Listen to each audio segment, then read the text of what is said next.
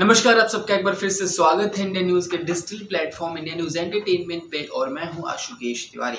आज आपके लिए एक और कहानी हम लेके आ गए हैं राज कपूर साहब से जुड़ी हुई। राज कपूर साहब बॉलीवुड के शोमैन, बॉलीवुड के मशहूर डायरेक्टर, प्रोड्यूसर, एक्टर यानी कुल मिला के ऑलराउंडर कहे जाने वाले कपूर साहब की बहुत सारी कहानियां हैं हमारे पास आज।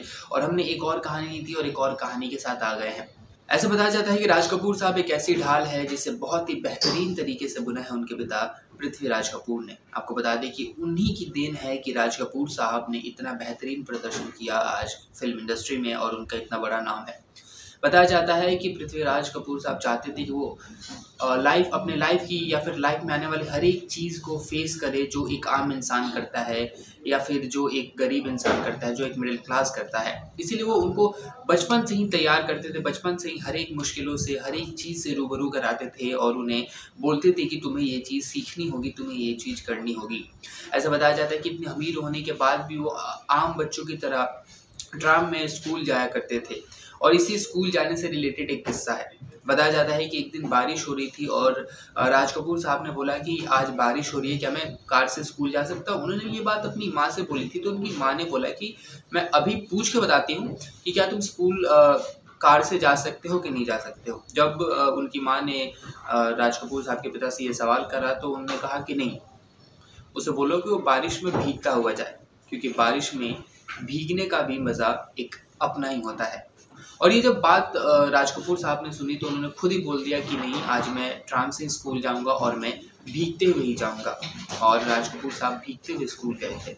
उस वक्त उनके पिता ने कहा था कि एक दिन ये बड़ा होके मुझसे भी ज़्यादा अमीर बनेगा, मुझसे भी ज़्यादा लग्जरियस गाड़ियाँ रखेगा और गाड़ियों का शौक़ रखेगा। और कुछ ऐसा ही हुआ।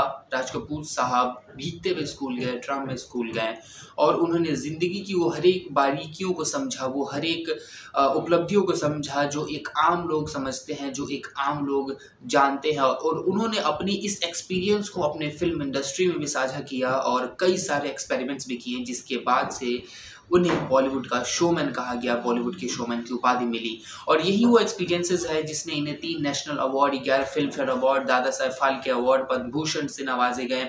ये सारी चीज़ें उन्हें दिलाई और आज हमारे बीच वो इतनी बड़ी शख्सियत बन के उभर गए हैं और हमारे बीच हैं। उनके ना रहते हुए भी वो कहीं ना कहीं हमारे बीच में है। यही कारण है कि राज कपूर को भारत में नहीं, दुनिया के हर एक कोने में याद किया जाता है, हर एक कोने में पसंद किया जाता है। यही कारण है कि राज कपूर साहब को खुद पंडित जवाहरलाल नेहरू पसंद करते थे। राज कपूर साहब ने खुद पंडित जवाहरलाल नेहरू को जो है असमंजस में डाल दिया था, हैरान करा दिया था। ऐसा बताया जाता है कि आपको इसी वीडियो में एक और कहानी सुना देते हैं कि ऐसा बताया जाता है कि एक बार पंडित जवाहरलाल नेहरू रूस के यात्रा पे निकले। उस वक्त रूस के तत्कालीन प्रधानमंत्री थे निकोलाई बुल्गेनिन। ऐसा बताया जाता है कि जब रूस के जो तत्कालीन प्रधानमंत्री हैं वो जब स्पीच देने के लिए स्टेज पे चढ़े तो उन्होंने सबसे पहला जो शब्द बोला या फिर जो सबसे पहली बात बोली वो राज कपूर साहब का गाना था, मैं आवारा हूँ।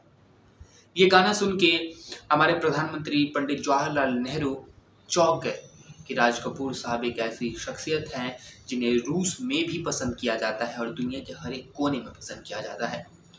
तो फिलहाल इस वीडियो में इतना ही। राज कपूर साहब से रिलेटेड आप और भी कहानियां सुनना चाहते हैं तो आप हमारे चैनल को सब्सक्राइब कर लें, क्योंकि हम ऐसे ही वीडियोस आज आपके लिए लेते आएंगे और इसके साथ साथ हम एंटरटेनमेंट से रिलेटेड कई सारे अपडेट्स भी देंगे आपको। तो इस वीडियो में इतना ही फिलहाल। Thank you.